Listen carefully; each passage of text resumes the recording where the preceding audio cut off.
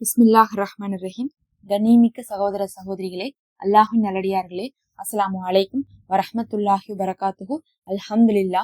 அல்லாஹும்ம ஸல்லி அலா முஹம்மதின் வலா அலி முஹம்மதின் வபாரிக் வஸல்லிம். இன்னைக்கு நான் உங்களுக்கு அல்லாஹுடைய ஒரே ஒரு வார்த்தையை நான் சொல்ல போறேன். அதை மட்டும் 100 முறை நியாயமா நீங்க காலையில ஓதிவாங்க. நியாயமான என்ன அர்த்தம்னா தொடர்ச்சியா ஓதுறதுன்னு அர்த்தம். அதே நேரத்துல அதுல எந்த ஒரு குறைவும் எண்ணிக்கையில வைக்காம ஓதுறதுன்னு அர்த்தம். 100 முறை இதை யார் ஒருவர் நியாயமாக ஓதி வராங்களோ அவர்களுக்கு இரணம் விஸ்தீரணமாகும். உங்களுடைய நாட்டங்கள் எல்லாம் நிறைவேறும். ஏதோ ஒரு கவலையில, துன்பத்துல, துயரத்துல, கஷ்டத்துல இருந்தீங்கன்னா அந்த கஷ்டத்தை இது போக்கும். அப்புறம் கண்ணியம் பெற்றுத்தரும் மனிதர்களிடத்துல. உண்மையாலுமே நிறைய பேருக்கு ஆசையா இருக்கு மத்தவங்களாம் நம்மளை மதிக்கணும், கண்ணியமா கௌரவமா நடத்தணும்ட்டு. முக்கியமா திருமணம் ஆயிட்டாவே பெண்களுக்கு நிறைய இடத்துல மதிப்பே இருக்கிறது இல்ல. குடும்பத்தினரும் நம்மள என்ன பண்றாங்க, வேலைதான் வாங்குறாங்க. அதுக்கப்புறம் உறவினரும் என்ன பண்றாங்க, அவங்களும் ஏதோ அவங்களுக்கு கிடைச்ச மாதிரியும் தான் நம்மளைய யூஸ் பண்ணிக்கிறாங்க. அதனால ஒரு கண்ணியமா இருக்கணும், கௌரவமா இருக்கணும், நமக்கு மதிப்பும் மரியாதையும் இருக்கணும், நம்மளை எல்லாரும் மதிக்கணும், எல்லாரும் சேர்த்தணும் அப்படின்றதா அந்த கண்ணியத்தை பெற்றுத்தரும். இன்னும் மனிதர்களுடைய அன்பை உங்களுக்கு பெற்றுத்தரும். நிச்சயமாக ஒருவர் மீது அன்பை காட்டுறதுக்கு கூட அல்லாஹுடைய நாட்டம் வேணும். அப்படி இல்லாம கிடைக்காது. இது இஸ்மே அகலம் இருக்குதுன்னு சொல்லப்படக்கூடிய ஒரு இஸ்மா இருக்கு. இதை யார் ஓதுறாங்கன்னு பாத்தீங்கன்னா மூசா நபி அவர்களே ஓதிருக்காங்க. மூசா அலைஹிஸ்ஸலாம் அவர்கள் எவ்வளவோ விஷயத்த செஞ்சிருக்காங்க. பிறவனுடைய காலத்துல அவர்கள் செய்யாததே இல்லைன்னு நாம சொல்லலாம். அதுல பாத்தீங்கன்னா ஒரு விஷயம் உயிர்ப்பிப்பது. இறந்தவர்களை உயிர்ப்பிங்க அப்படின்னு சொல்லிட்டு மூசாவிட்ட அங்க இருக்கக்கூடிய மக்கள் கேட்டாங்க. பனு இஸ்ரேல் என்ன பண்ணாங்க, மூசாவே நாங்கள் உங்களை நம்பணும்னா நீங்க இதெல்லாம் செய்யுங்க, அதெல்லாம் செய்யுங்கன்னு சொல்லி கேட்டுக்கிட்டே இருந்தாங்க. 1 2 நிறைய பாத்தீங்கன்னா அதிசயங்களை நிகழ்த்தினதே மூசா நபி தான். ஏன்னா அல்லாஹ்விடத்துல ஆரம்ப காலகட்டத்துல வந்த நபிமார்கள் அவங்களும் ஒருத்தவங்க. அவங்களுடைய கூட்டத்தினர் தான் இன்னைக்கு பாத்தீங்கன்னா யூதர்களாக இருந்து கொண்டிருக்காங்க. அவங்க நிறைய வேலைகளை பண்ணிருக்காங்க.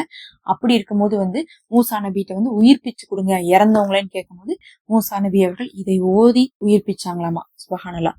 இறந்தவர்களை கூட உயிர்ப்பிக்கக்கூடிய வார்த்தை. நம்மளுடைய வாழ்க்கையே இழந்து போய் கிடக்குறோம், இறந்து போய் கிடக்க, அது ஒரு செத்து போன வாழ்க்கை.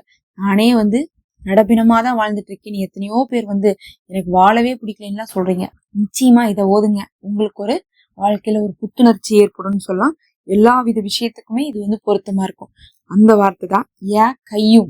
யா கையும் அப்படின்னா என்ன அர்த்தம்னா, நீங்க யா கையும்னு ஓதலாம், இல்லாட்டினா அல் கையும்னு ஓதலாம். அல் யா இது ரெண்டுமே நம்ம போட்டு ஈஸ்மா ஓத முடியும்.